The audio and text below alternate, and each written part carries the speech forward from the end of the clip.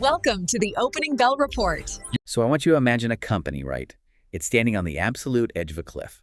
And I don't just mean having a bad quarter or, missing an earnings target. I mean toes over the precipice, gravel crumbling underfoot, staring right down into the abyss of bankruptcy. Yeah, it's the kind of situation where the credits are about to roll, the assets get liquidated for pennies on the dollar, and everyone just goes home. Exactly. And, usually that is the end of the story. The market's efficient, the weak die off, and we all move on. But occasionally, just occasionally, someone throws a rope. And that's where we are today. That is precisely where we find ourselves. We're looking at a company that has pulled off what you can only really describe as a corporate near-death experience. We're talking about Nauticus Robotics, ticker symbol KITT. Yes, KITT, like the car from Knight Rider, but for the bottom of the ocean. And significantly wetter. We are digging into a fascinating analysis report. It's dated February 4, 2026, and the title is Nauticus Robotics, the bull case for a KITT recovery.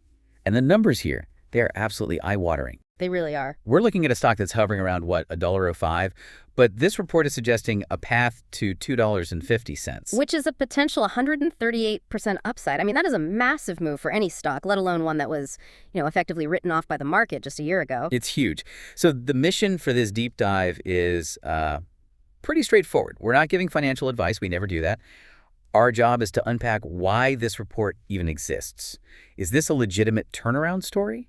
Or is this just hype on a stock that's, destined to sink back to the bottom? It's the classic tension, isn't it? The comeback versus the mirage. And honestly, to understand where Nauticus is going in 2026, you really have to understand just how close they came to disappearing completely in 2025. Let's start right there. The report calls it a near-death experience. That's some pretty strong language for a financial document, right? Usually they use polite terms like restructuring. Oh, yeah. What actually happened?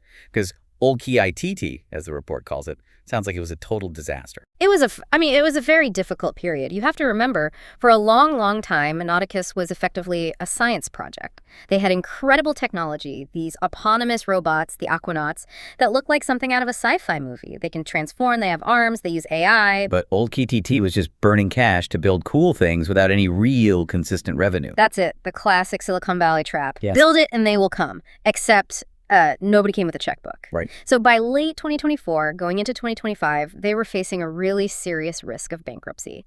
And maybe even more immediately, delisting from the NASDAQ. Their stock price had just collapsed. Right, getting kicked off the big board. Yeah. And that's usually the kiss of death. It forces big institutional investors to sell, the volume dries up, and you just end up in the graveyard. It creates a downward spiral that is so hard to pull out of. But this is the key part of our deep dive. They didn't die. The report highlights what it calls a compliance bounce.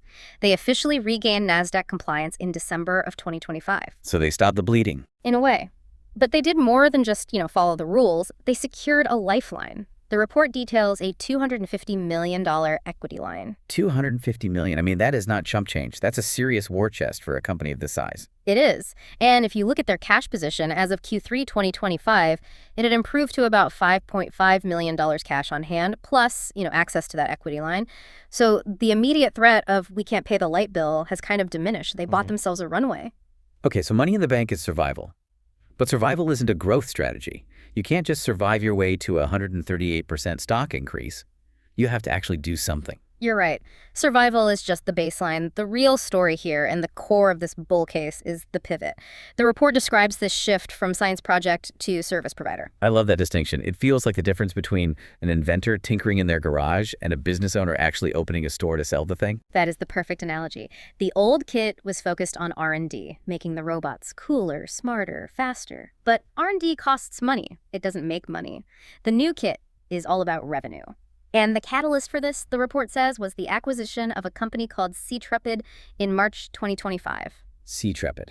Why was that acquisition so important? Was it just buying another company to fluff up the numbers? No, it was about buying time and cash flow. Seatrepid was a traditional operator. They had an existing fleet of ROVs, remotely operated vehicles. These are the older style machines, right? Yeah. Tethered to a ship, driven by a guy with a joystick. Exactly. Not the fancy AI-driven autonomous robots. These are the workhorses. They're kind of boring.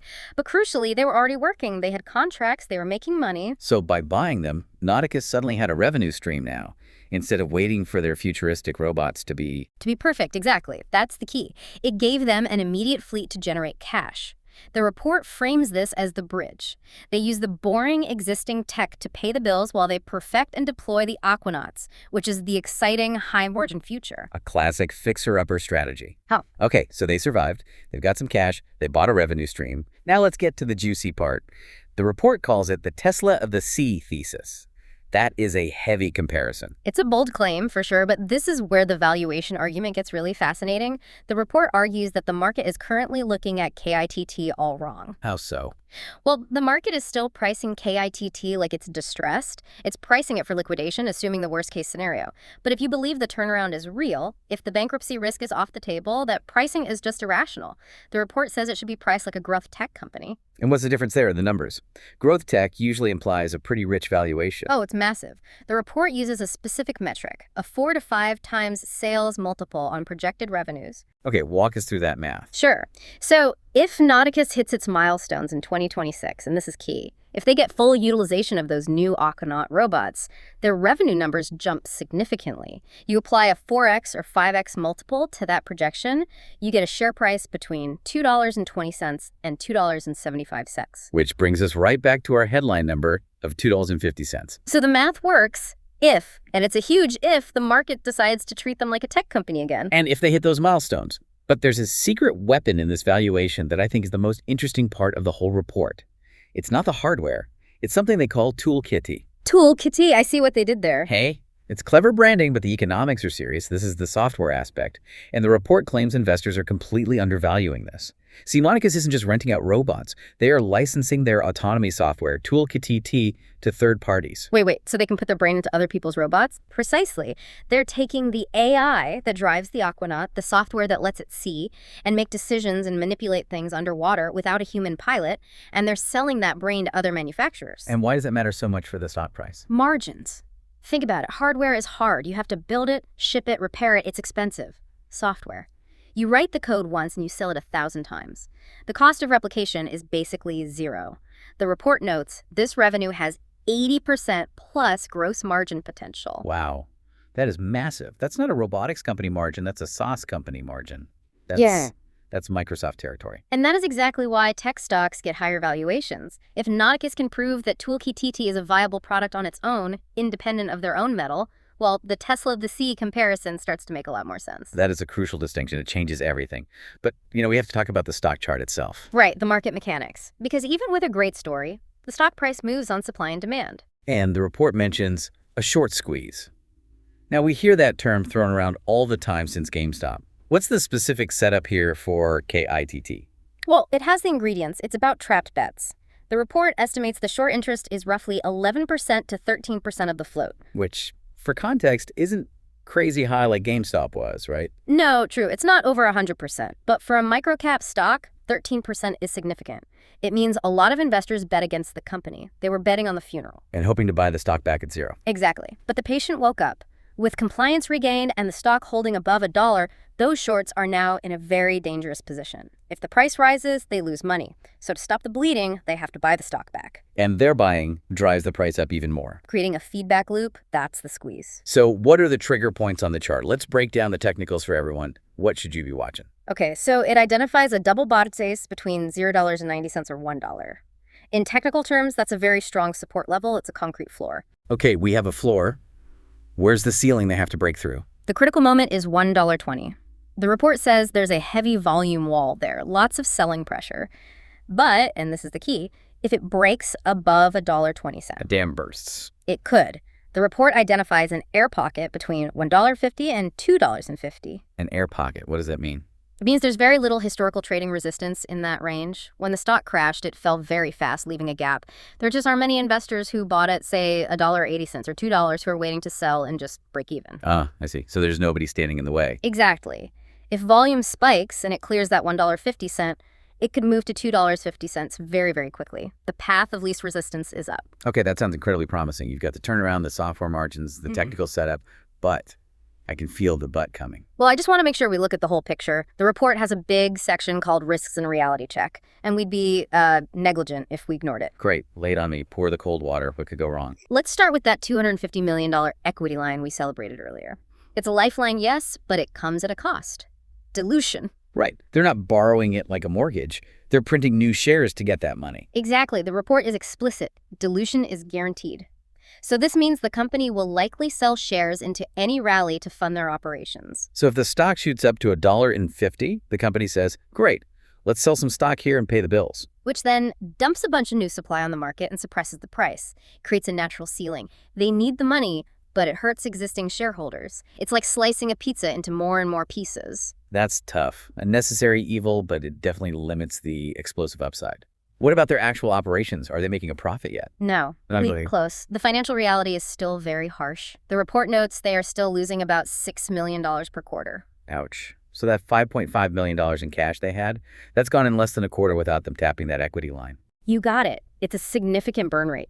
To reach break-even, the report says they need to double their revenue in 2026. Doubling your revenue in a single year is a massive undertaking for any company. And they have to do it in the ocean, of all places. That's the final and maybe most unpredictable risk, execution risk. The report uses a great quote. The ocean is unforgiving. It really is. The salt, the pressure, it destroys equipment. And it's not like software where a bug just crashes an app and you reboot. If an Aquanaut fails on a live job, if it gets stuck or breaks, it's a physical failure. It costs money, it delays the project, and in this industry, reputation is everything. Right. If you're an oil company and their fancy robot breaks down, you're not calling them back. You're calling the guys with the old, reliable tech. A single high-profile failure could destroy market confidence overnight. The Tesla of the sea narrative just collapses if the car doesn't drive. So let's bring this all together. You have a company that was on the brink, saved by cash. They've pivoted, they have this high-margin software, and the chart looks explosive.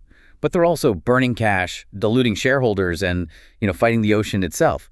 What's the final verdict from the analysis? The verdict in the report is speculative buy. And I think that's the perfect way to put it. It is high risk, high reward. So not a safe bet for your grandmother's retirement fund. Definitely not. This is not a set it and forget it stock. For long-term investors, it all comes down to Q1 and Q2 of 2026. The proof is in the pudding. Or, I guess, the earnings report. Exactly.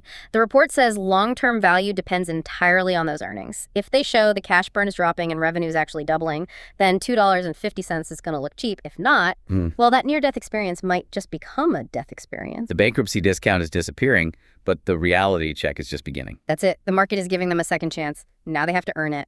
This brings me back to that tool KITT software. If that really is the gold mine 80% margins versus the messy, expensive business of building robots, it raises a really provocative question for me. What's that? Does Nauticus even need the robots long term? I mean, think about Microsoft.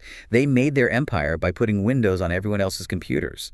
Should Nauticus just stop building hardware and become the Microsoft of the ocean? Just put their brain in everyone else's machines? That is the billion-dollar question, isn't it? If the software is truly hardware agnostic, the most profitable version of this company might not own a single submarine in 10 years. They might just own the code that runs the entire ocean. Something to think about.